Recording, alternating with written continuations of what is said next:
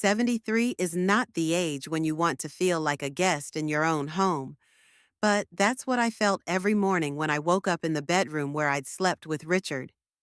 Now his picture stared silently at me from the nightstand, and beyond the wall I could hear the voices of the people who had gradually turned my house into their fortress.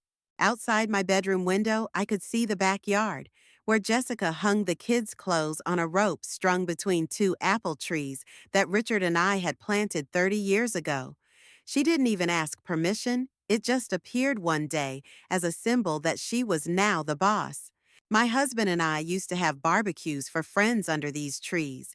The kids played catch-up, and I used to read in the garden chair, enjoying the shade and the fragrance of the apple blossoms. Now, however, that corner had become a utility area where strangers' laundry was drying. The voices in the kitchen grew louder. Jessica was explaining something to her husband in that annoyed tone she reserved for conversations about money or what she thought was my unwise spending. Brian responded with one-word answers, as he usually did when it came to family issues. He preferred to keep his mouth shut, but his silence said more than any words. He fully supported my wife in all her decisions about my life. In 5 years, I'd learned to recognize the shades of his silence, contemptuous when it came to my friends, irritated when I bought something without consulting them, and condescending when they discussed my health.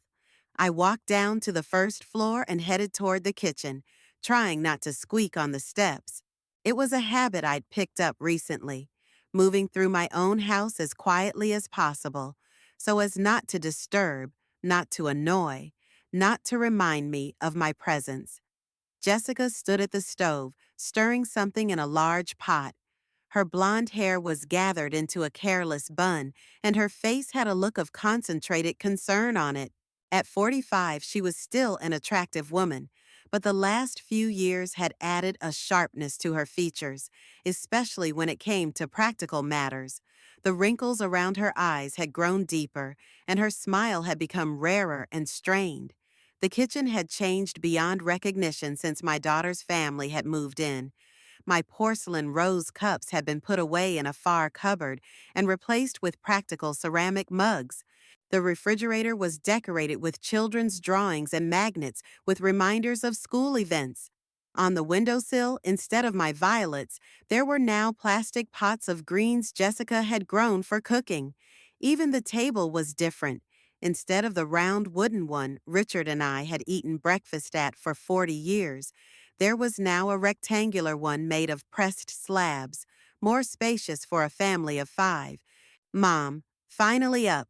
She didn't turn around, still stirring the contents of the pot. It's your birthday, and you slept in until 11. Good morning, Jessica. I poured myself a cup of coffee from the coffee maker they'd bought without my knowledge, replacing my old but working machine. I slept until 10:30, which is normal for someone my age. This little lie became part of my daily defense. I actually woke up at 8 as usual, but I preferred to lie in bed, listening to my family start their day without me. It was easier that way, not interfering with the morning rush, not listening to comments about me getting up too early or too late, not feeling like a nuisance in my own kitchen. Brian sat at the kitchen table, staring at his phone. A tall, thin man with a budding bald spot. He worked as a computer programmer for some company in downtown Weston and considered himself an expert on everything, including how I should handle my own money. His fingers slid quickly across the screen, and I knew he was reading the news or checking his work email. On weekends, he could sit like that for hours, immersed in the virtual world, occasionally dropping short phrases in response to questions from his wife or children. He looked up from the screen and nodded at me with the polite detachment he'd displayed for the past 5 years. Happy birthday, Vivian. His voice sounded mechanical, like a memorized formula. He'd never called me Mom, though I'd suggested it to him during their first few months in my house. Thank you. I took a seat at the table across from him, trying not to take up too much space. What are you making, Jessica? Soup for the kids. Emma has another cold, And Sam refuses to eat anything but chicken broth. She finally turned around, and I could see the tiredness in her eyes. Being a mother under constant stress wasn't easy for her, and I often noticed the way she pressed her lips together, holding back her irritation. Speaking of kids, you need to talk to Emma. She's asking again why she doesn't have her own room. 10-year-old Emma and 8-year-old Sam slept in Richard's former office, where he used to work on his blueprints. Jessica turned it into a nursery without asking my opinion, although I had suggested they use the upstairs guest room. Richard's desk now served as a desk for homework, and his engineering books were boxed up and put away in the basement. Sometimes I would walk in there and not recognize the room where my husband spent evenings working on projects or just reading. She can move into the guest room. I repeated a suggestion I'd made many times before. Mom, we've discussed this before.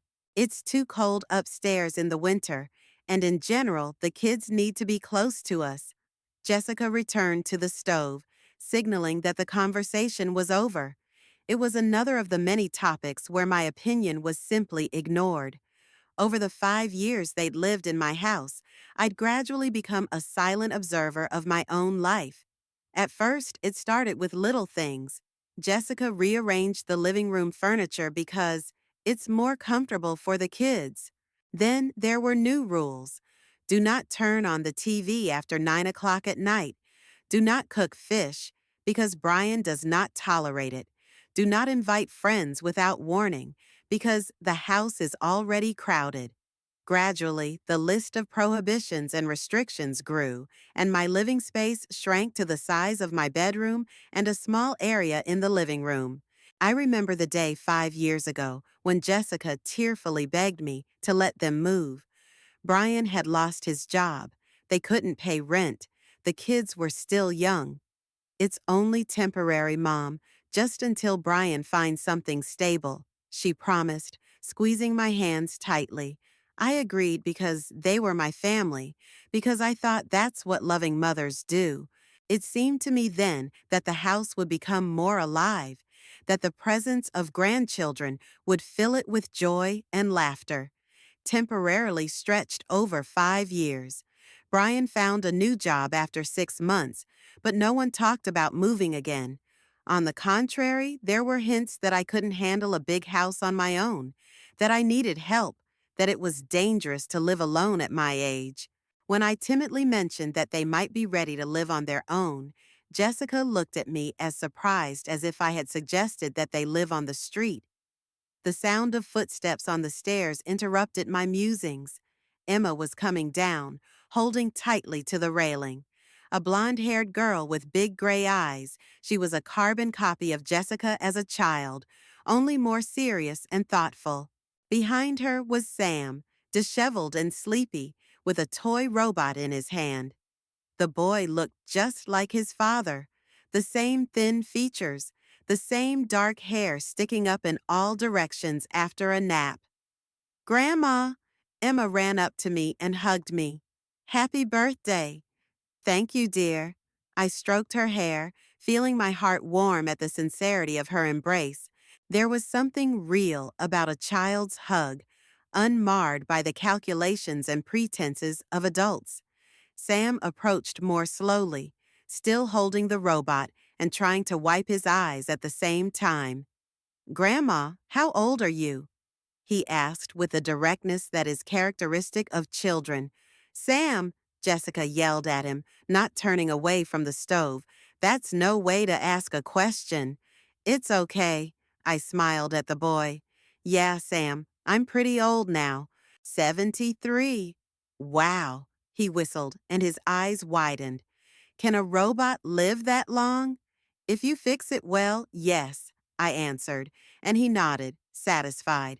The children's logic was so simple and clear. The children sat down at the table, and Jessica poured soup into small bowls.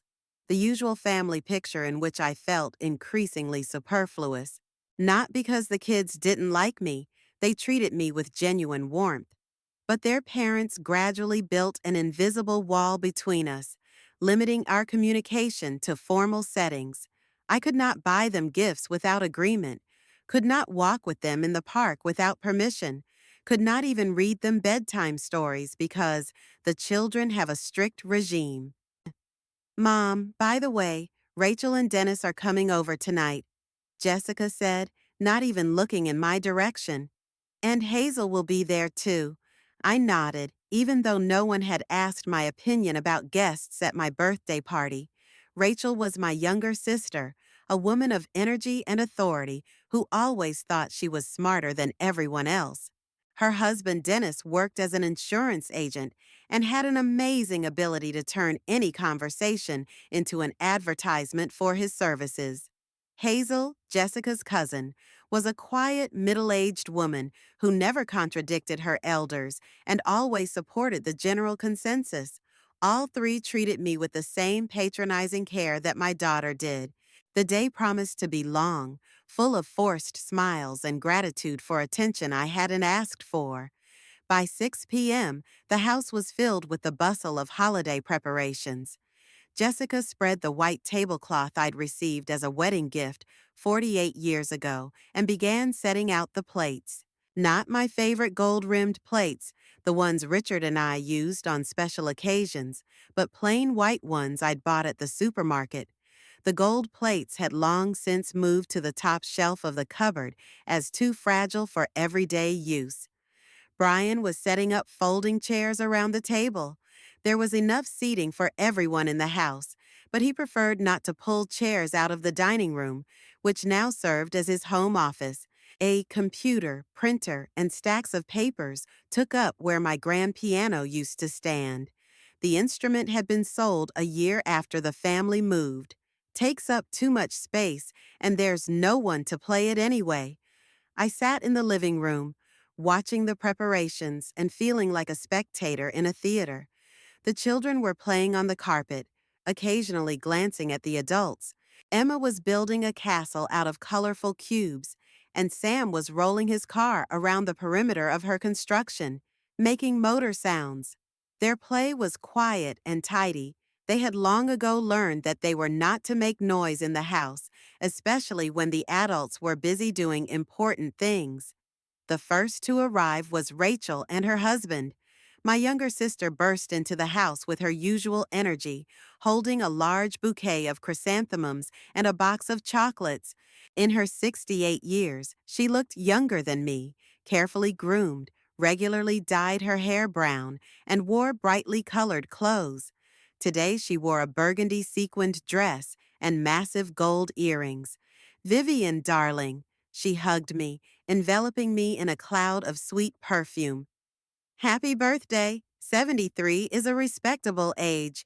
Dennis followed, carrying a bottle of wine and smiling his professional insurance agent smile. A short, full man with his sparse hair combed carefully to the side, he always looked as if he were preparing to sell someone a policy. His handshake was firm and long, his gaze assessing.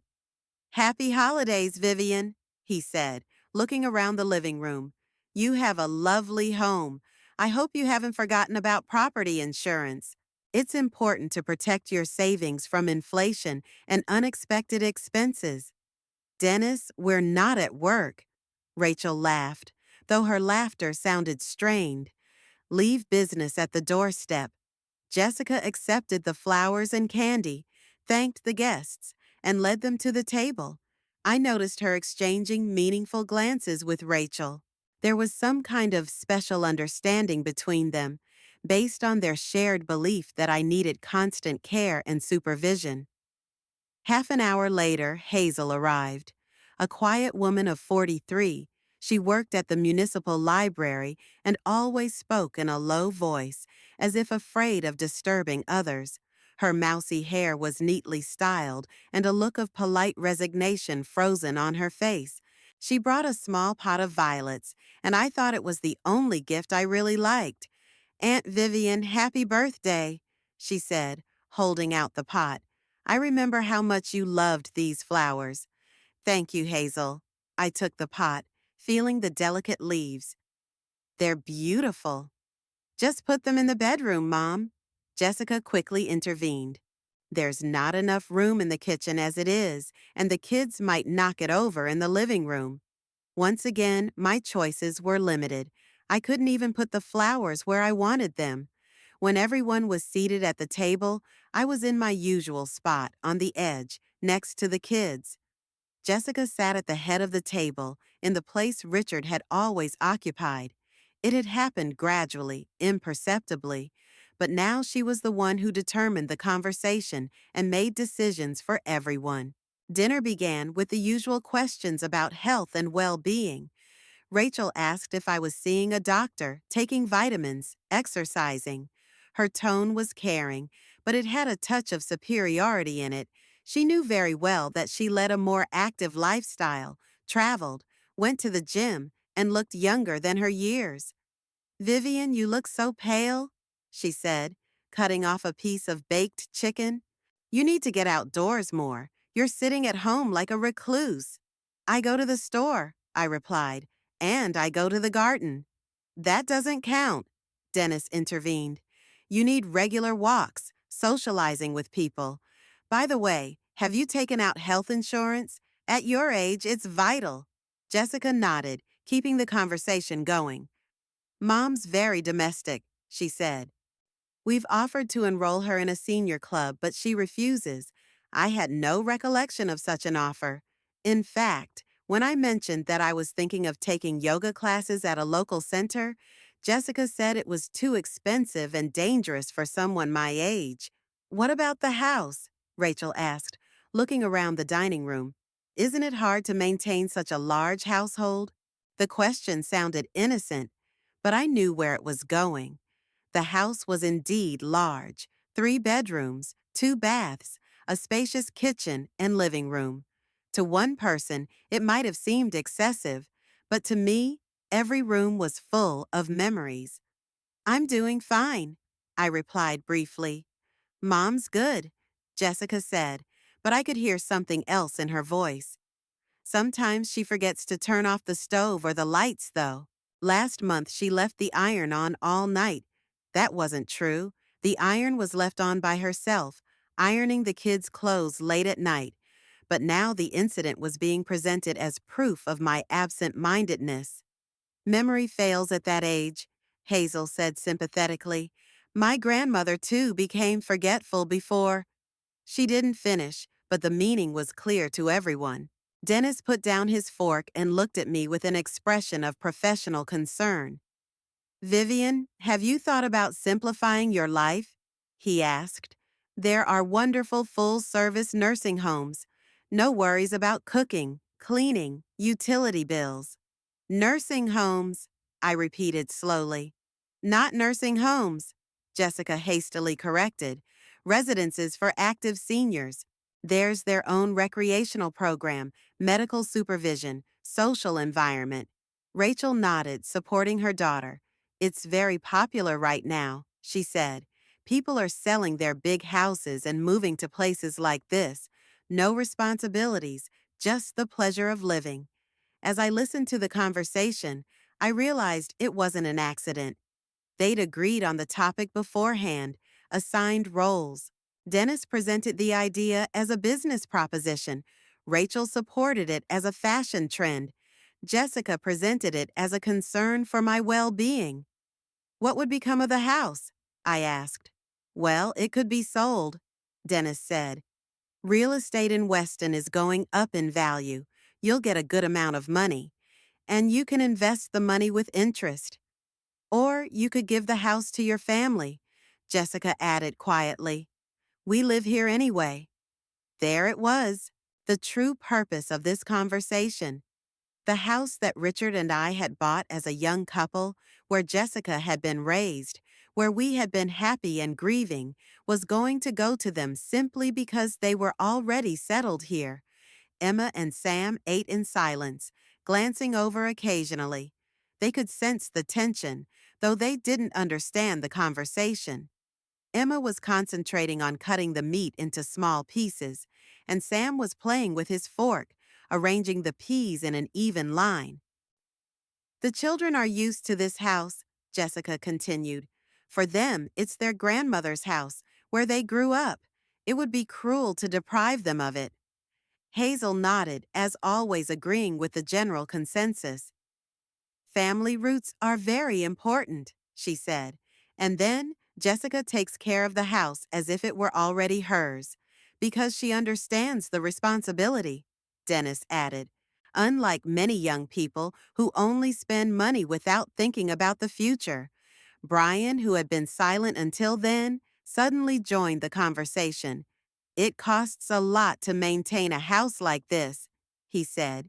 Heating, insurance, repairs. Last year, they spent $3,000 on the roof alone. I remembered those repairs. I'd provided the money, though Brian had presented the bill as if he'd paid out of his own pocket. See, Mom.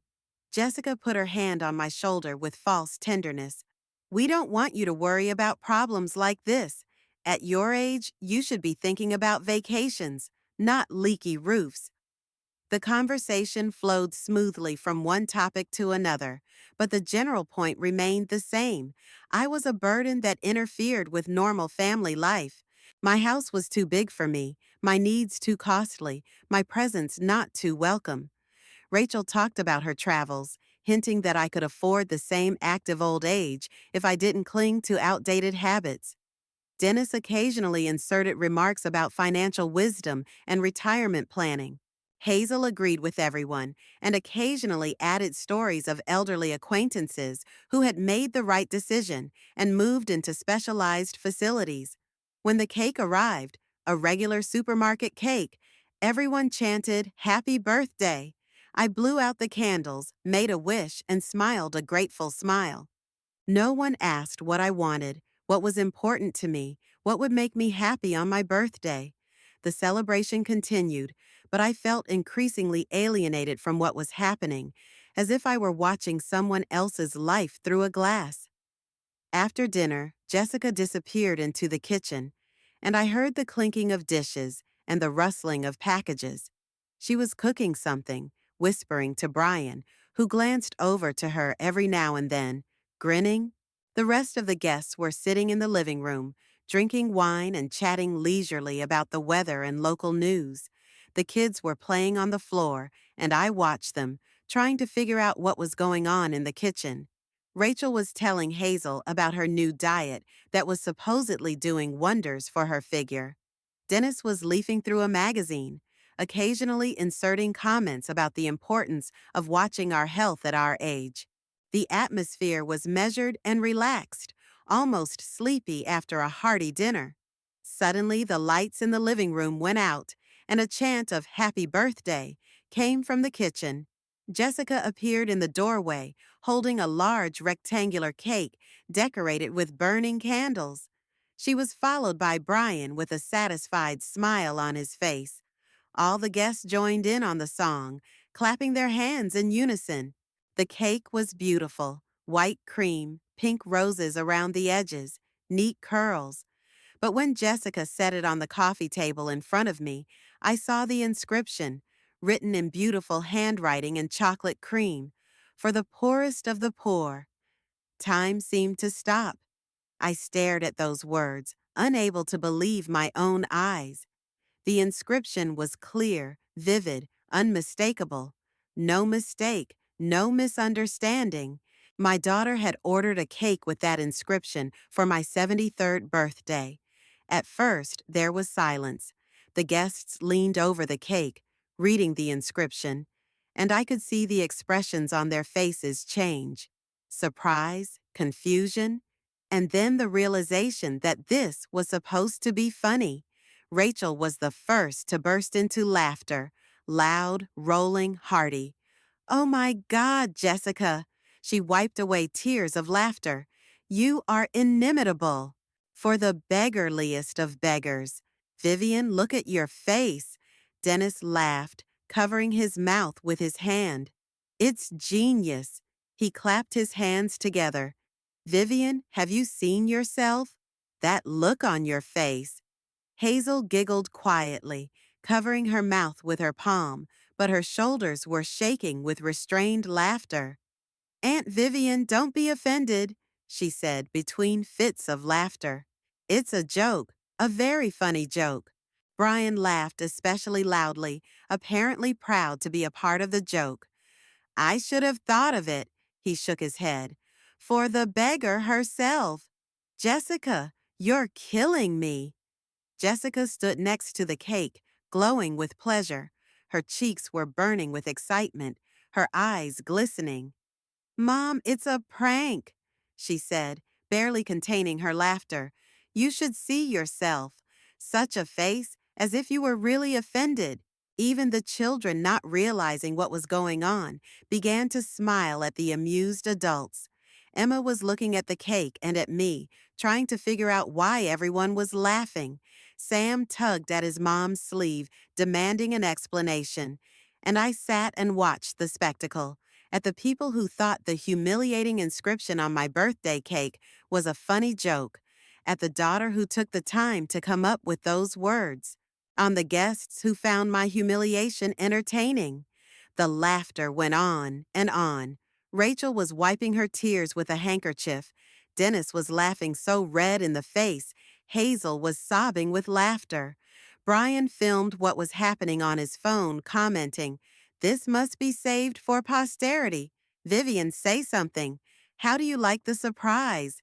Jessica leaned over to me, still smiling. "Come on, Mom. Don't make such a serious face," she said. "It's a birthday party. We should be having fun." I slowly got up from my chair. The laughter gradually died down, and the guests looked at me curiously, waiting for a reaction. They probably thought I would laugh too, say something like, "You're naughty," and ask them to cut the cake. I walked over to the bar in the corner of the living room, where there were glasses and unfinished wine. I poured myself a full glass of the red wine Dennis had brought. My hands weren't shaking. My heart was beating steady. I felt a wonderful calmness I hadn't known in years. As I raised my glass, I turned to the crowd. They looked at me expectantly, still smiling after their recent laughter. "I would like to propose a toast," I said in a clear, ringing voice. "Oh, how solemn," Rachel giggled. "Vivian has decided to respond with a speech."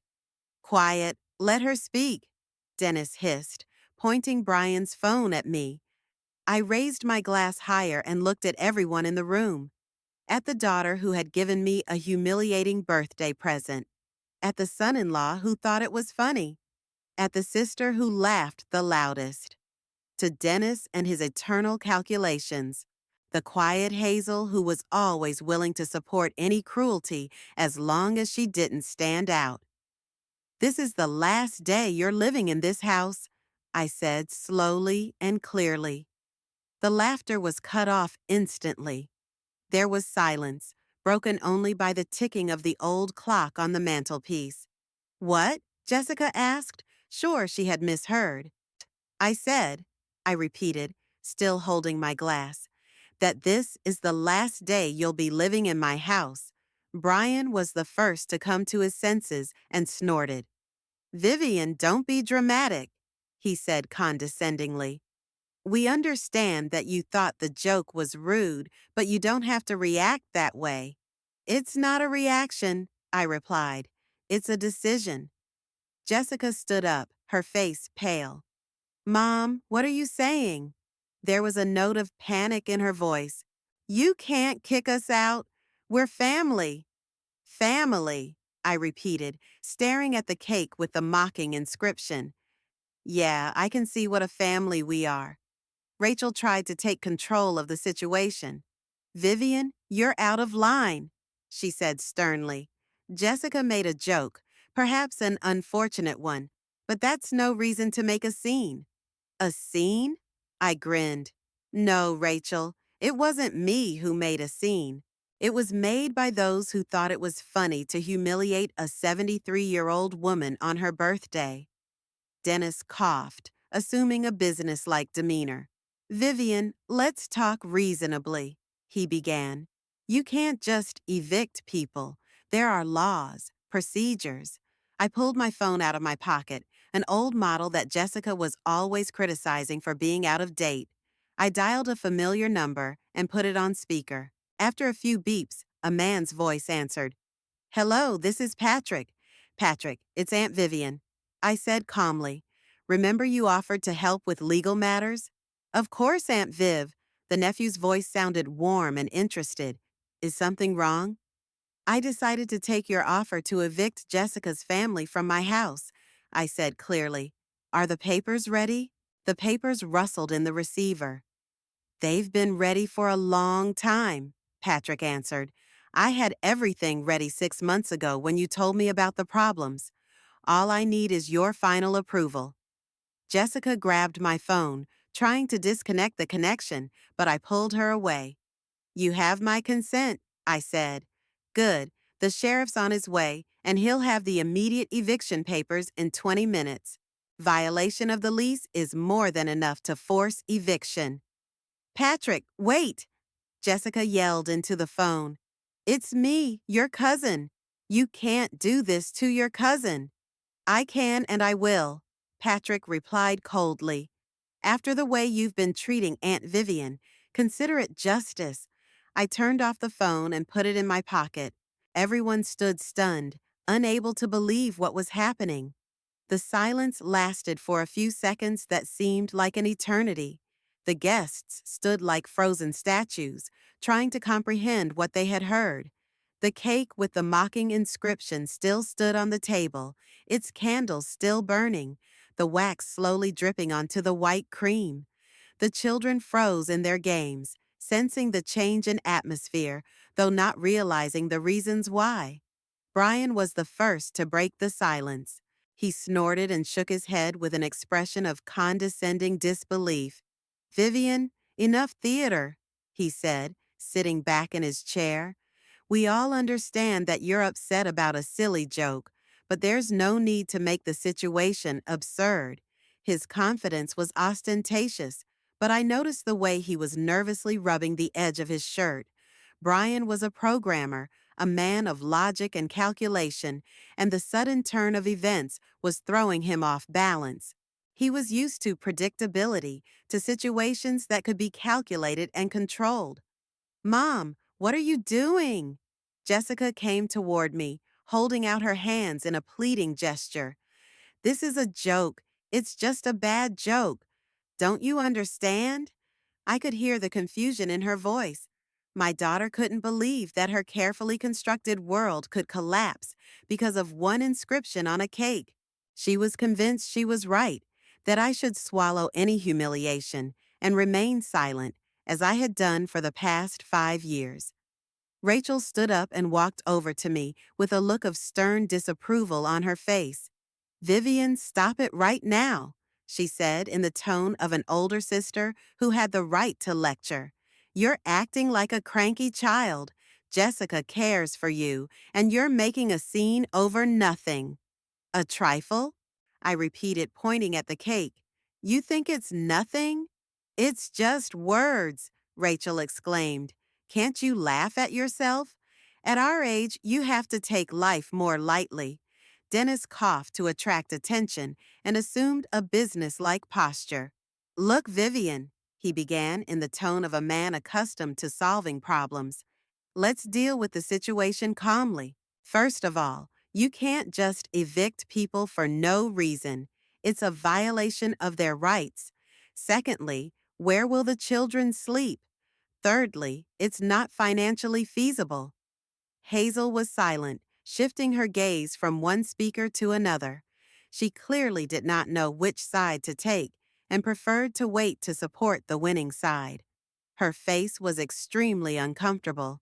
She had come for a quiet family party, and now she was caught up in the drama. I sat back in my chair and looked at them all calmly and carefully. My wine glass rested on the armrest, and I took occasional small sips, savoring the moment of absolute clarity. "First of all," I began, turning to Dennis, "this is my house. I get to decide who lives in it. Second, Jessica and her family were living here without an official lease, as temporary tenants. Temporary residency could be terminated at any time at the owner's will." Brian grinned, but there was uncertainty in his grin. "Do you really think you can kick us out today?" he asked. We have rights. We're registered in this house. You're registered as temporary tenants, I replied. Patrick explained the legal nuances to me. Registration does not give you ownership or long-term residency. Jessica sank down on the couch, and I watched her face change gradually. Disbelief was replaced by the realization that I was serious. Her hands began to tremble, and she fidgeted nervously with the hem of her dress. Mom, you can't do this, she said quietly, almost a whisper. We're your family, your grandchildren. Are you really going to throw your own grandchildren out on the street? There it was, the pressure to pity. Jessica instinctively hit my most painful spot. The kids, Emma and Sam, who were innocent and who I really loved. It has nothing to do with the kids, I said, and no one's going to end up on the street. You have a job, you have money for rent. You lived on your own before you moved here. But it's going to take time, Brian exclaimed. You have to look for an apartment, get the paperwork together, put down a deposit. These things don't happen overnight. You've had 5 years to think about it, I reminded him. Your temporary residence had lasted a decade and a half. Rachel sat down beside me, took my hand, and spoke in a soft, reassuring tone. Vivian, darling, think straight, she said. You are a lonely old woman. What are you going to do in this huge house all alone? What if something happens? What if you get sick at night? I've lived alone since Richard died, and I've managed just fine, I replied, until you decided I wasn't capable of it. But you were younger then, Rachel insisted. You're 73 now. At that age, every year counts. Dennis nodded, supporting his wife. And then, keeping a house is a big expense, he added. You can't do it alone. Jessica and Brian help with the utility bills. That wasn't true, and everyone here knew it. I paid all the bills from my pension and savings. Jessica bought groceries occasionally, but she preferred the cheaper ones, regardless of my preferences. My finances are my business, I said, and I know exactly how much I spend on housekeeping. Emma, who had been sitting silently on the floor until then, came up to me with big, frightened eyes. Grandma, what is an eviction? She asked quietly. Are we not going to live in this house anymore? My heart squeezed with pain. The girl did not understand what was happening, but felt the anxiety of adults. I stroked her hair. Don't worry, dear, I said softly. You will have a new home. But I don't want a new house. Emma pressed herself against me. I want to live here with you. Jessica instantly seized the moment. See, she exclaimed, you're traumatizing the kids. Emma grew up in this house. It's the only place she remembers. And so does Sam. Do you really want to deprive them of their childhood? Sam dropped his car and ran up to his mother, crying. Mommy, are we really going to leave Grandma? He sobbed. What about my toys in my room? You can take your toys with you, Brian said, taking his son in his arms, but there was anger in his voice. You can take everything but the house. This house was never yours, I reminded him. It's my house, the house I bought with my husband, where we lived, worked, raised our daughter. And where your daughter is raising her children now, Jessica blurted out, true emotion breaking through her voice. Where your grandchildren take their first steps, say their first words. This house is full of their memories and full of humiliation for me, I replied calmly. Hazel finally decided to speak up. Aunt Vivian, maybe we should think about it some more, she said hesitantly. You don't make decisions like this in haste. It might look different in the morning. I've been thinking for 5 years, I answered. Every day, every time I was corrected on where to sit in my own living room, every time they decided what I could eat and when to go to bed, every time they told me I was too old to make decisions about my own life. Brian set Sam on the floor and took a step toward me. A look of poorly concealed aggression appeared on his face. "You know what, Vivian?" he said stiffly. "You're ungrateful. We spent 5 years taking care of you, making sure you didn't hurt yourself, dealing with your problems. And you pay us back with black ingratitude. Looked after?" I interrogated. "Or controlled? We saved you from loneliness." Jessica stood up, her cheeks flaming with indignation. "You would have sat here alone, talking to your father's picture and slowly going insane. And we gave you a family, grandchildren, a life. You gave me a prison," I said quietly. "A beautiful, comfortable prison where I was a prisoner in my own home." The conversation was getting more and more emotional, but I felt strangely calm. For the first time in 5 years, I was saying what I thought without looking back at their reactions, without fear of their disapproval. It was a freedom I had almost forgotten. The sound of car doors in the driveway interrupted the heated argument. Everyone froze, listening to the footsteps that approached the front door. Heavy, confident booted footsteps on the concrete porch steps. Then came a decisive knock on the door, 3 short, formal knocks. Jessica turned pale and instinctively stepped to the window, peering out from behind the curtain. "There's a police car," she whispered, turning to us with terror in her eyes. "Mom, what have you done?" Brian rushed to the window, pushing his wife away. His face was contorted with anger and disbelief. "It's impossible," he muttered. "Nothing could be done that fast. Even the documents couldn't be ready in half an hour." The knock came again, more insistent. "Police, open the door." The voice was calm but commanding. Rachel clutched at her heart, Dennis nervously adjusting his tie. Hazel sat on the edge of the couch, ready to jump up and run at any second. The children huddled around their parents, frightened by the suddenly changed atmosphere. I stood up and headed for the door. My movements were calm and measured, though my heart was racing with excitement. Not from fear, but from anticipation. For the first time in many years, I felt like I owned the situation. "Mom, don't open the door," Jessica shouted, trying to grab me. "Let's talk about this first." "There's nothing to discuss," I replied, pulling her hand away. I opened the door and saw a tall man in a sheriff's uniform. Next to him stood a young man in a business suit with a folder of documents in his hands. The sheriff was in his 50s, with graying temples and tired but attentive eyes. His badge gleamed in the porch light. "Mrs. Crosby?" he clarified politely. "Yes, that's me. Sheriff Thompson. And this is Mr. Walker from the law firm. We're here about the eviction." "Please come in." I stepped back, letting them into the house. They entered the living room, where all my guests and family were frozen. The sheriff glanced around the gathering, his experienced eye noting the tense atmosphere and frightened faces.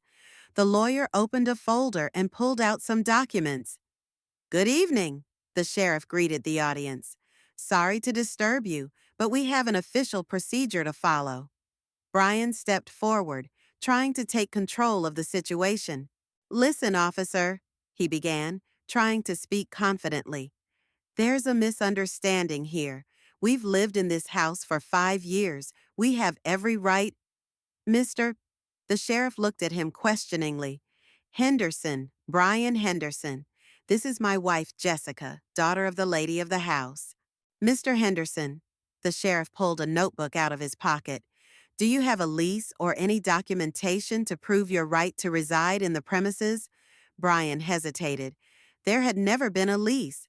They'd moved in as temporary tenants, as a family in need of assistance. It's a family arrangement," he mumbled. "My mother-in-law gave us permission to live here, and now she's revoking that permission," the lawyer said, holding out the paperwork to the sheriff. "All the formalities have been complied with. A written notice of termination of the verbal agreement of temporary residence filed by the landlord." Jessica threw herself at the documents, trying to read them. "It's a forgery!" she exclaimed. Mom couldn't have signed those papers. The documents were signed a week ago, the lawyer said calmly. In the presence of a notary and two witnesses, everything is absolutely legal. Rachel couldn't stand it and got up from the couch. Vivian, what is this show? She asked demandingly. When did you have time to sign the documents? And why did you hide it? I signed them as insurance, I answered, in case I needed to protect my rights in my own home. Those papers had actually been on Patrick's desk for 6 months. He'd offered to prepare them after one particularly unpleasant conversation with Jessica about my thinking about a nursing home. I'd decided to back up then, but I didn't think I'd have to use them. Brian blushed with anger. This is a betrayal, he shouted. We trusted you, and you were setting a trap for us. The sheriff raised his hand, calling for order. Mr. Henderson, please remain calm. According to the paperwork, you have 24 hours to vacate the premises. This is standard procedure for the termination of a temporary residence. 24 hours? Jessica grabbed her head. But we have kids. We need time to find a place to live. You had 5 years, I reminded her. Dennis approached the lawyer, trying to find loopholes. What if they refuse to leave? He asked. What then? Then there would be a forced eviction, the lawyer replied, with additional forces and reimbursement of all expenses at the expense of the evictees. Hazel stood up quietly and headed for the exit, but the sheriff noticed her movement. Excuse me, miss, do you also live in the house in question? He asked. No, Hazel answered hastily. I'm just visiting, at a birthday party. Then you may go, the sheriff said. Hazel practically ran for the door, mumbling apologies. She clearly didn't want to be a witness to a family scandal and the possible legal consequences. The sound of quick footsteps and the slamming of the front door was heard in the hallway. Rachel and Dennis looked at each other.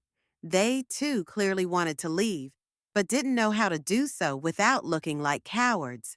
Vivian, Rachel began cautiously, maybe we should, it's a family matter, and we shouldn't interfere. Yes, of course, go away, I said. The party's over. Dennis hurried toward the exit, dragging his wife behind him. He turned around at the door. Vivian, think again, he said. Tomorrow things may look different. Tomorrow will look better, I replied. They left, and it was just Jessica's family, the sheriff and me, and the lawyer. The atmosphere became even more tense. The children were crying, not understanding what was happening. Emma was clinging to Mommy's skirt, and Sam was hiding behind Daddy's legs. Brian was making one last attempt to intimidate me. You're going to regret this, he said threateningly. We're not going to let you throw us out on the street. We have rights. We have connections. We'll go to court, to social services. We'll prove you're mentally unstable. The sheriff took a step toward Brian. Mr. Henderson, I don't recommend you continue in this vein, he said sternly. Threats against a landlord can be considered coercion. What threats? Brian tried to justify himself. I'm just explaining the situation. You are explaining that you intend to obstruct the execution of a lawful decision, the lawyer clarified. This could have additional legal consequences. Brian realized that he had gone too far and stopped talking. His face was red with anger and humiliation. He was used to being in control, to making decisions, to being the head of the family.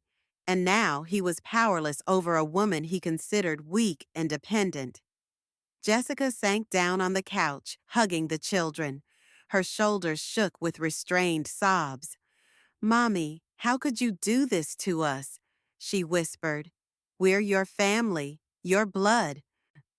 Family doesn't humiliate each other on birthdays, I replied calmly. The sheriff looked at his watch. So, he said in a businesslike tone, we'll be back at this time tomorrow to make sure the eviction order is carried out. I recommend that you make the most of this time. The lawyer left the copies of the documents on the coffee table, next to the cake, which had never been cut. The candles had long since been extinguished, the wax frozen white drops on the cream. After the officials had left, the house was dead silent. Only the ticking of the clock and the sobs of the children disturbed the peace. The reality of what was happening finally dawned on everyone. The next few hours passed in a feverish bustle. Brian walked silently around the house, assessing the amount of work to be done in the time remaining. He was making a mental list of things to pack, thinking about where to get boxes, how to organize the move in one night. His face was grim and focused. He tried not to show emotion, preferring to focus on the practical tasks at hand. Jessica sat on the couch in the living room with her arms around her children and cried quietly. Tears streamed down her cheeks in a steady stream, and she sobbed occasionally, but made no attempt to wipe her face. Her grief was demonstrative. She wanted me to see how much she was suffering, how cruel I was being to her. Emma clung to her mother, her big gray eyes red with tears. The girl didn't understand what was happening or why everything had suddenly changed. A few hours ago, it was just a normal birthday party for her grandmother, a family celebration with cake and presents. And now Mom is crying, Dad is angry, and everyone is talking about how they have to leave. Mommy, why is Grandma kicking us out? She asked in a quiet, frightened voice. Did we do something bad? Jessica didn't answer, only held her daughter tighter to her. She didn't know how to explain the situation to the child, not knowing how it had happened. Even in the morning, she had been sure of her position, that the house practically belonged to her, that her mother depended on her care and would never dare to break the established order. Sam sat on the floor, rolling his typewriter back and forth along the same line. It was his way of coping with stress. The repetitive mechanical motion calmed him down. The boy was younger than his sister and even less aware of what was going on, but he sensed the adult's anxiety and reacted to it in his own way. I sat in my chair and watched the scene.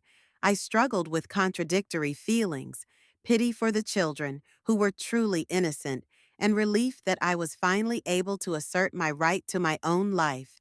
5 years of silence and submission had come to an end, and though the price had been high, I felt the rightness of my decision. Brian went up to the second floor and began carrying suitcases out of the closet.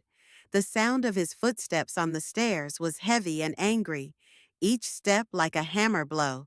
He slammed cupboard doors and rattled drawers, his whole demeanor a sign of outrage and protest. 24 hours, he muttered as he came downstairs with his suitcase in his hands. As if it were possible to collect the lives of 5 people in one day. It's a mockery of some kind. Not mockery, but justice, I said calmly.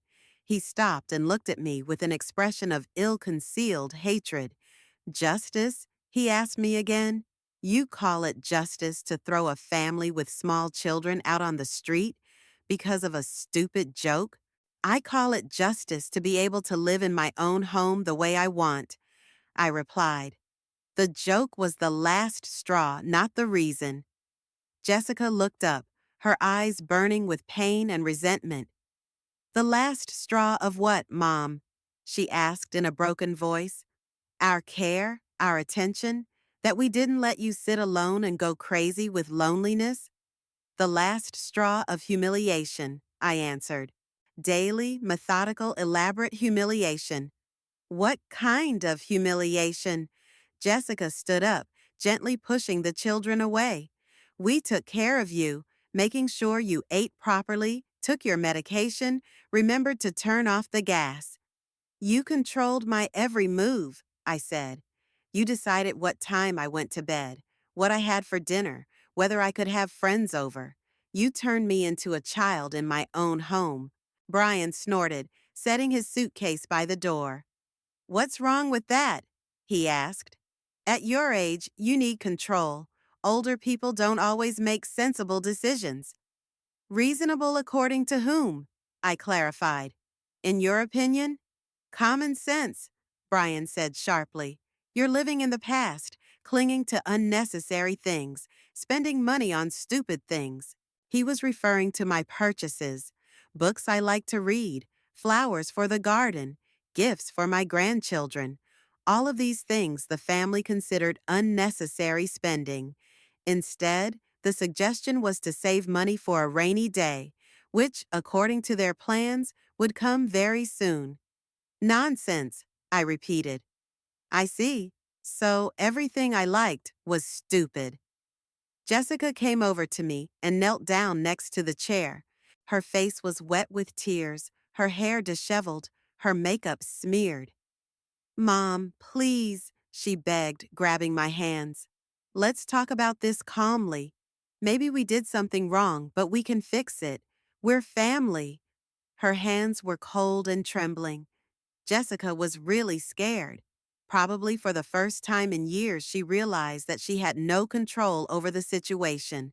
All her conscious life, she had been used to getting what she wanted by persuasion, insistence, pity, and now she was using her arsenal of proven techniques.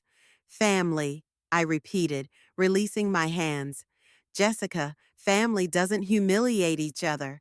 Family doesn't laugh at the pain of a loved one. Family doesn't turn a house into a prison for someone it's supposed to love. But we love you, she exclaimed. I love you, Mom. It's just that sometimes we don't understand each other. Love is not about control and humiliation, I said. Love is respect, and you haven't respected me for a long time. Brian, who was carrying things upstairs and downstairs, stopped and looked at us. You know what, Vivian? He said tiredly. Maybe you're right. Maybe we really don't respect you. Because there's nothing to respect. Jessica looked at her husband fearfully, realizing that he was going too far. Brian, don't, she pleaded. But he burst into tears.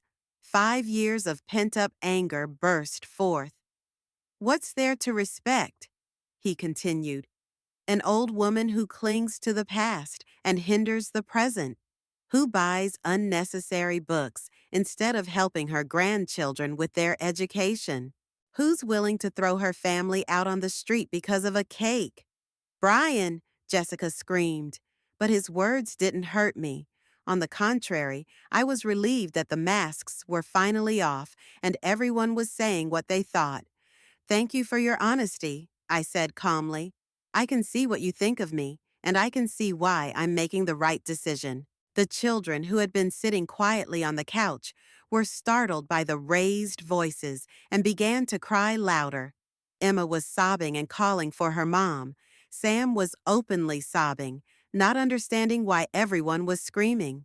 Jessica rushed over to the children, trying to calm them down. Hush, hush, she whispered, hugging them. Everything is going to be okay. We'll find a new home, a good home. I don't want a new home, Emma cried. I want this house. This is my room, my toys. We'll take the toys, Jessica promised, but her voice shook. Will we take Grandma too? Sam asked through his tears. Jessica didn't know what to say. She looked at me with a mute question. Was I really ready to separate the children from the grandmother they loved? The kids can come visit me, I said, when they want to. But not to live, Jessica added bitterly. Not to be a part of your life. You're not part of my life even now, I replied. You're part of my home, but not my life. There's a difference. Brian continued packing, defiantly ignoring the emotional scene. He put the kids' clothes into boxes, rolled up bedding, packed books and toys. His movements were abrupt and angry. He was tossing things, slamming lids, rattling down the stairs. Jessica got up and came over to me again. Mom, I'm asking you one last time, she said quietly but insistently. Think of the children. They love you. Do you really want to traumatize them for life? That was the last trump card. The children. Jessica knew it was my weakness, that I could compromise my principles for my grandchildren. She was counting on my love for them, my unwillingness to hurt them. The children will survive, I said, though my heart ached. They're young, they'll adapt, but I might not survive another 5 years of this life. So you're choosing yourself, Jessica accused me. Your selfishness is more important than your family. I'm choosing dignity, I corrected. And yes, sometimes dignity is more important than family. She looked at me like she was seeing me for the first time. Her eyes were filled with surprise, pain, incomprehension. Jessica couldn't believe that a mother she thought of as weak and dependent would do such a thing. "You've changed," she whispered. "You've become cruel." "I became free," I replied. The packing went on all night. Brian called for a cargo cab to arrive in the morning. Jessica called her friends, trying to find temporary housing. The kids fell asleep on the couch in their arms, exhausted from stress and tears. And I sat in my chair and watched someone else's life being carried out of the house. Suitcases, boxes, bags of stuff, all the things that had been brought into my house as temporary residents 5 years ago. Now it was leaving for good. The morning came gray and rainy. Large drops pounded on the windows, turning the world behind the glass into a blurry watercolor. I stayed up all night, sitting in my chair and watching the hustle and bustle of packing. Somewhere around 5 in the morning, the house was finally quiet as Brian and Jessica had exhausted themselves and fallen asleep on the couch next to the kids, surrounded by boxes and suitcases. I got up, covered my grandchildren with a blanket, and walked quietly into the kitchen. I brewed some coffee and sat by the window, watching the rain. For many years of my life, I got used to early rising, and even a sleepless night could not change this habit. At 6 in the morning, my body automatically woke up, demanding to start a new day. A habit developed over decades of family life, of making breakfast, getting Richard to work, then Jessica to school. I found the coffee especially flavorful the first time in 5 years that I'd had it in complete silence, not listening to the morning arguments about the day's plans or the remarks that I'd gotten up too early. The simple pleasure of a hot drink and the ability to think about anything seemed like an incredible luxury. I could sit as long as I wanted, stir the sugar in slow motions, stare at the rain, and not be in any hurry to get anywhere. At 7:30, the kids started waking up. Emma opened her eyes first, looked around for a few seconds, trying to figure out where she was and why she was sleeping on the couch. Then her memory came back to her, and the girl's face darkened. She cried quietly, trying not to wake her parents, but the sobs could still be heard. The child was trying to cope with a situation that was beyond her control. I walked over to her and sat down next to her. "Good morning, sweetheart," I whispered, stroking her hair.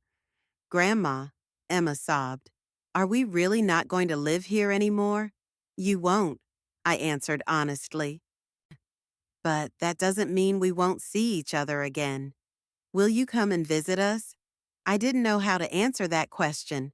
Jessica wouldn't want to see me after yesterday, and Brian would probably be against any contact. But I didn't want to deceive the child. "We'll see," I answered evasively. "Life is long and a lot of things can change." Sam woke up to our whispering and immediately started looking for his car, which had gotten lost among his things. The boy was still sleepy and cranky, not fully understanding why everything around him had changed so much. For him, the move was just another incomprehensible decision of adults, which broke the usual order of things. "Where is my red car?" he whimpered, going through the toys in the box. "We'll find it, we'll find it," Jessica soothed him, who was also awakened by the children's voices. Her face was swollen from crying and a sleepless night, her hair tangled, her clothes wrinkled. She looked like she had aged several years overnight. Her makeup was smudged, dark circles under her eyes, and her lips were pale and chapped. Brian was the last to wake up. He got up silently and went to the bathroom, where he splashed cold water for a long time, trying to clean himself up. When he returned, he immediately started checking to make sure everything was packed. He was focused and businesslike, as if the move had been a planned event, not a forced measure. It was his defensive reaction, immersing himself in the practical details so he wouldn't have to think about the emotional side of things. "The truck should be here at 8, he said, checking the time on his phone. "We need to get everything ready in advance so we don't waste time." "Where are we going?" Emma asked, still clinging to me. "To a new house," Jessica said, trying to keep her voice upbeat. "You'll have new rooms, new friends." "I don't want new friends," she cried. "I want the old ones." At 8 o'clock in the morning, a truck arrived. Two workers in blue overalls began to take things out, methodically emptying the house. I stood at the window and watched my old life being loaded into the back of the truck. The kids' bikes, the boxes of clothes, the furniture Jessica and Brian had bought, all disappeared, making room. Each item removed returned the house to a little of its original appearance. The workers were polite and neat. They didn't ask questions or comment on the situation. For them, it was just a normal job, moving things from one place to another. They did not know and did not want to know the backstory, family dramas, and conflicts. The older of the two, a man in his 40s with a kind face, even joked with the kids, trying to cheer them up. "Hey, kid," he said to Sam, "will you help me carry this box? It's really important." Sam stopped crying and took hold of the edge of the box importantly, even though the worker was carrying it alone. The boy liked to feel like a helper. It distracted him from sad thoughts. Jessica walked around the house, checking to see if anything important had been forgotten. She would look in closets, inspect shelves, gather the last little things. Every now and then she would stop and look at me with an expression of mute reproach, but she didn't try to change my mind again. Apparently, overnight she had realized the finality of my decision. Her movements were slow and uncertain, as if she still couldn't believe what was happening. In the former nursery, Jessica lingered the longest.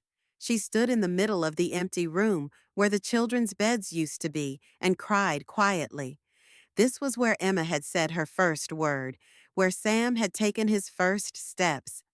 This room was full of memories of her baby's childhood.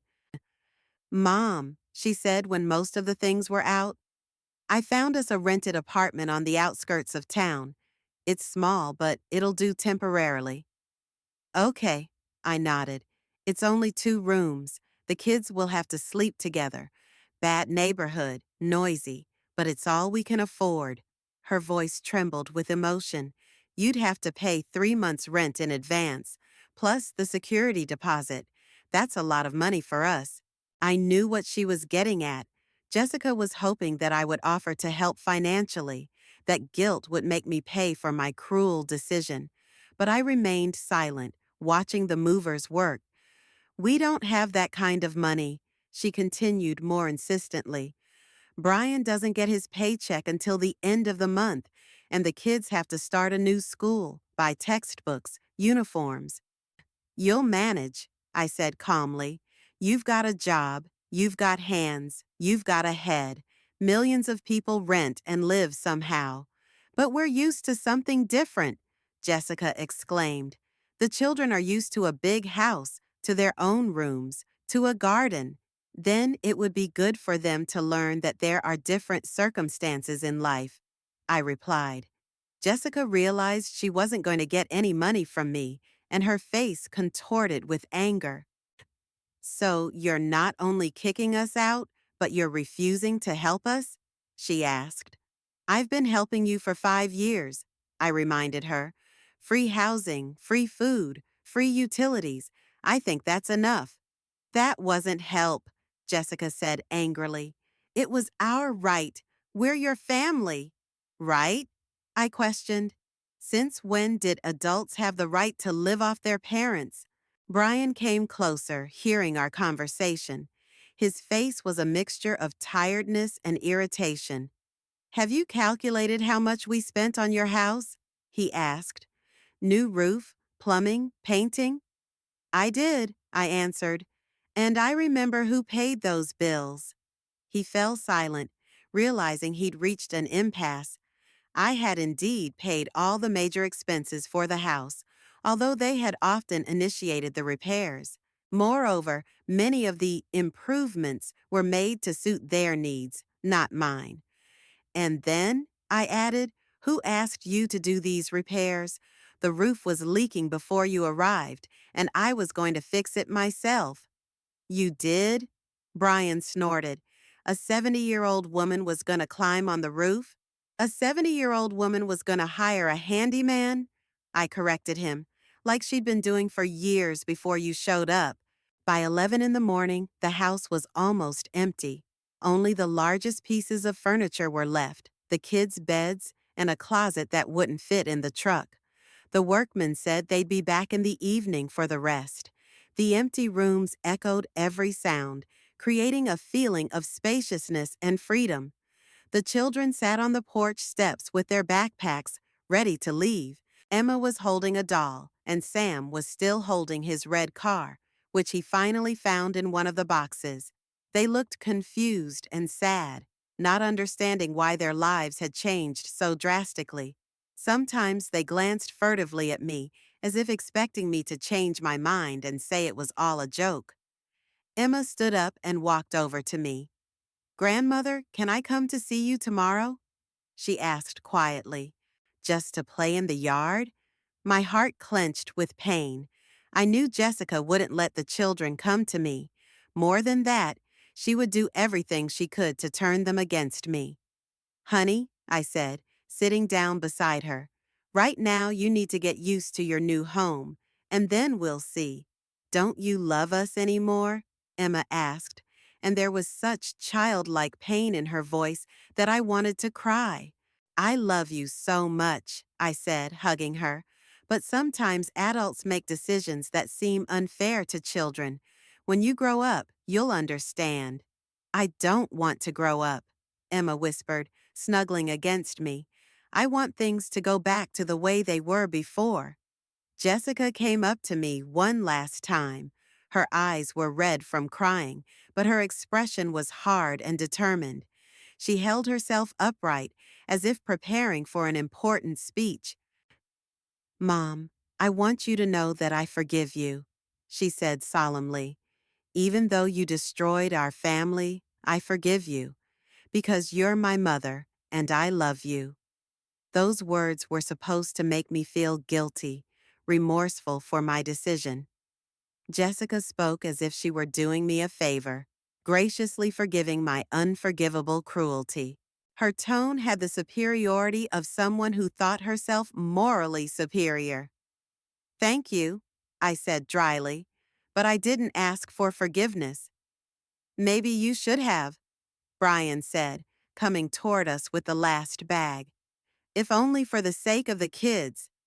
The kids will understand in time, I replied, when they're adults and they're confronted with the fact that their rights aren't respected. What rights? Jessica raised her voice. They had the right to a normal childhood in a normal family, and you took that right away. They had the right to live in a home where they were loved, I corrected. I had the right to be respected in my own home. One of those rights was being violated all the time. The family headed for the car. Brian loaded the last of his belongings into the trunk, slamming the lid shut with a clatter. Jessica was putting the kids in the back seat, checking to make sure their seatbelts were fastened. Her movements were sharp, nervous. Emma waved her hand at me through the glass, and Sam put his palm against the window, leaving a small imprint on it. I wanted to run to the car, to hug them, to tell them everything was going to be okay. But I held back. It wouldn't be fair to give the kids false hope that things would change. Jessica rolled down the window and leaned out. Her hair fluttered in the wind, her face contorted with anger and pain. When you're alone in this empty house, she shouted, remember this day. Remember the look on your grandchildren's faces when you threw them out. I wasn't kicking them out, I replied calmly. I was kicking you out. It's the same thing to them, Jessica screamed. You took away their grandmother. I deprived myself of prison, I said. The car started and slowly pulled out of the driveway. I stood on the porch and watched it disappear around the corner. The sound of the engine faded gradually, dissolving into the sound of rain and wind. The kids waved from the back window until the car disappeared from sight. I went into the house, but I didn't close the door right away. I stood on the threshold, breathing in the cool air mixed with the smell of rain and spring leaves. For the first time in 5 years, I was a full-fledged mistress in my own home. The silence was deafening. For the first time in 5 years, there were no extraneous voices, no footsteps, no sounds of other people's lives in the house. Only the ticking of the clock in the living room and the sound of rain outside the window disturbed the peace. This silence didn't seem empty or sad to me. It was full of possibilities. I walked through the rooms, assessing the magnitude of the work that lay ahead. In the living room, cake crumbs and scraps of wrapping paper littered the floor. The coffee table was littered with dirty plates and glasses, remnants of last night's feast. The cake with the mocking inscription had never been put away. It stood on a side table, reminding me of the reason for everything that had happened. I picked up the cake and took it to the kitchen, where I threw it in the trash without cutting it. The beautiful cream roses and the evil lettering disappeared into the darkness of the trash bag. Then she began picking up the dishes, wiping wine stains and crumbs off the tables. Cleaning was meditative. The simple, straightforward actions helped tidy not only the house, but also my thoughts. Each room told a different story about 5 years of living with my daughter's family. In the living room, there were dents from children's toys on the carpets, scratches on the floor from moving furniture. In the kitchen, stains on the walls from oil splatters that Jessica had never bothered to clean completely. The children's room smelled of baby cream and laundry detergent. There were a few forgotten toys left on the floor, a plastic soldier, Emma's hair clip, a broken pencil. I gathered these little things into a box, thinking about sending them to the kids when I found out their new address. They were harmless things, parts of a child's world that wasn't to blame for adult conflicts. The room Brian and Jessica occupied was the largest. Here stood their bed set, their pictures hung, their personal belongings lay. Now the room seemed empty and impersonal, ready for a new purpose. Maybe I'll turn it into a workshop or a library, or just leave it as a guest room in case any of my friends wanted to stay the night. By evening, the house was clean and empty. I sat in the living room, sipping tea, and listened to the silence. It no longer seemed frightening or sad to me. It was the silence of freedom, of being able to live on my own schedule, to eat what I wanted, to watch the programs of my choice. There was a piece of paper on the kitchen table with the phone number of a real estate agent Jessica had left it, hinting that I could sell the house and move into a smaller apartment. I crumpled the piece of paper and threw it away. This house was my home, and I wasn't going anywhere. There was a new life ahead of me, my life. For the first time in years, the future seemed full of possibilities rather than a source of anxiety and limitations. It had been 4 days since the house had been empty, 4 days of silence, peace, and the wonderful feeling of living in my own home again, rather than being a guest in it. On Wednesday morning, I woke up at 7:30 as usual, but instead of the usual bustle outside, I heard only the birds singing in the garden and the distant noise of cars in the next street. I lay in bed, savoring the moment. No one was stomping up the stairs, slamming cupboard doors, or turning the TV up to full volume. No one was yelling to the kids that it was time for breakfast or arguing over lost socks or unlearned lessons. The silence was as deep and peaceful as the water in a forest lake. Going down to the kitchen, I brewed coffee and sat at the table overlooking the backyard. The clothesline was still hanging between the apple trees. I hadn't decided yet whether to remove it or leave it. Maybe someday I'll need to dry my laundry outdoors myself. Or maybe I'll plant climbing plants to climb it, turning a utilitarian structure into a garden centerpiece. The garden demanded attention. In the 5 years my daughter's family lived in the house, I hadn't done much plant work. Jessica considered gardening a waste of time and energy, preferring a practical approach to everything. Instead of flower beds, she suggested planting potatoes or tomatoes. Instead of ornamental shrubs, fruit trees.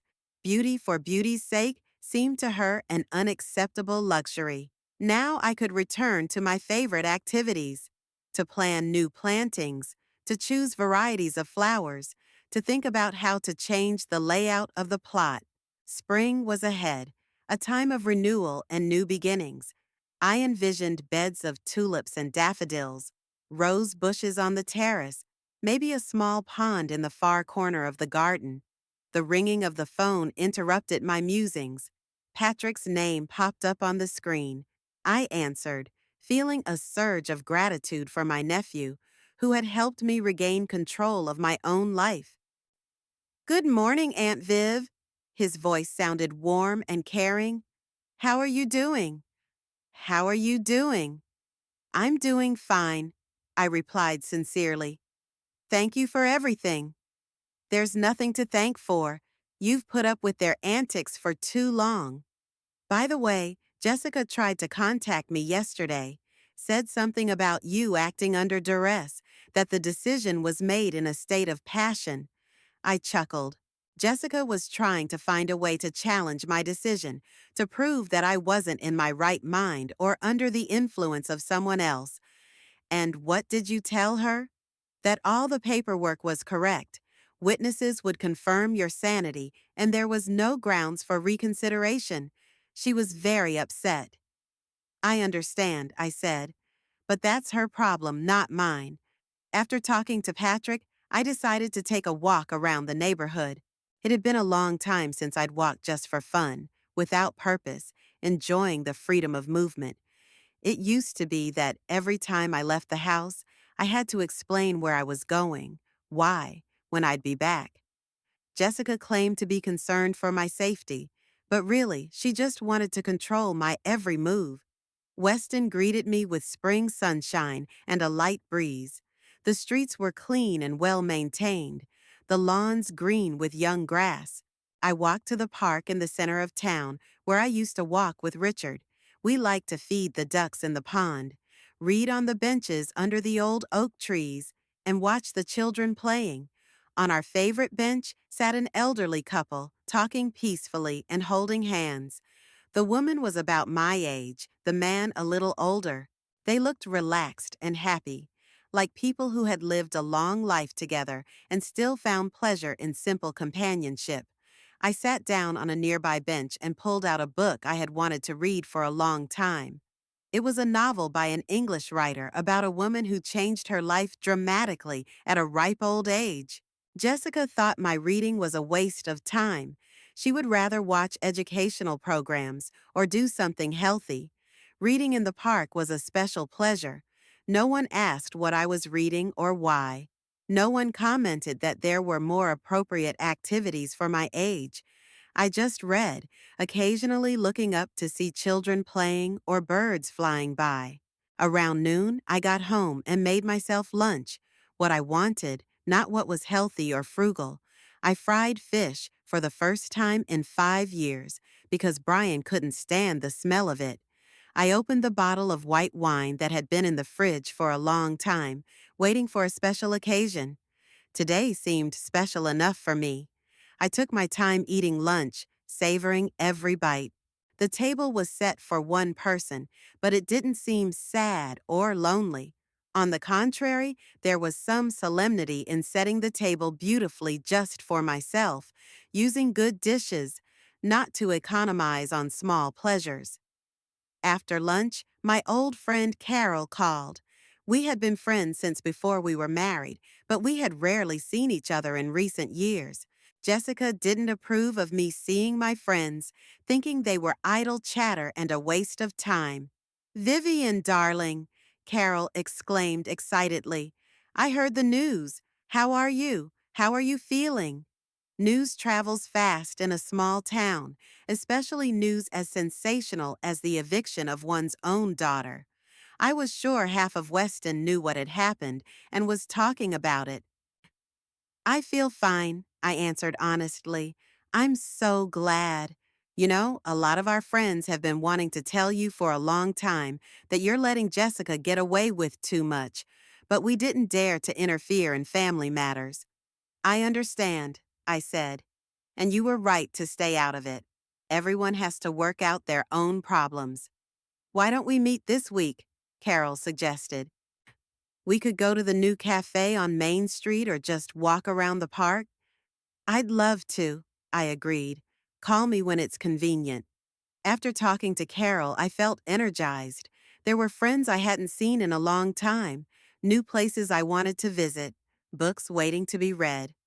Life seemed full of possibilities again. In the evening, I settled down in the living room with a cup of herbal tea and turned on some classical music. I used to have to listen to it with headphones so as not to disturb my family, who preferred modern songs or television programs. Now, I could turn the music up to any volume and enjoy it for as long as I wanted. The sounds of Mozart filled the house, reflecting off the walls and creating a special atmosphere. I closed my eyes and let the music take me back to the memories of my youth, when Richard and I had gone to concerts and dreamed of the future.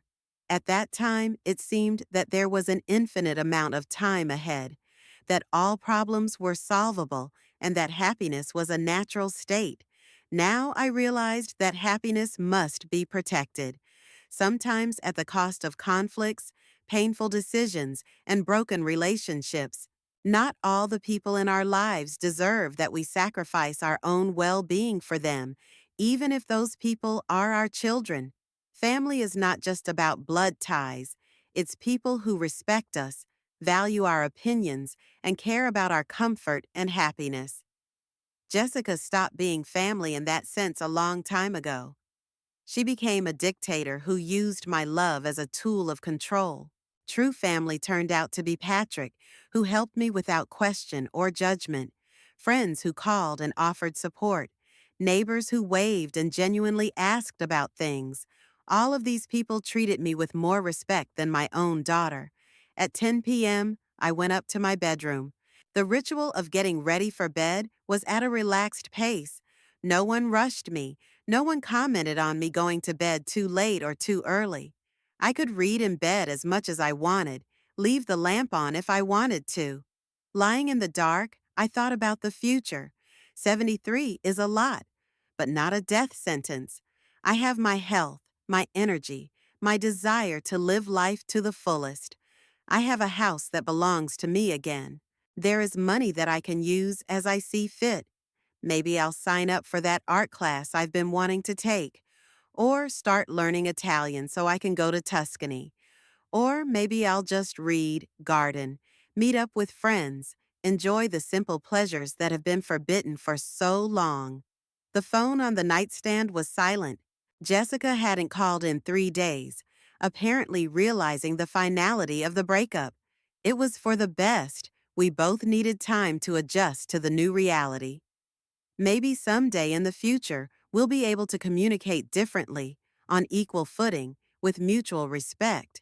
But that will only happen when my daughter realizes that I don't have to sacrifice my own life for her convenience.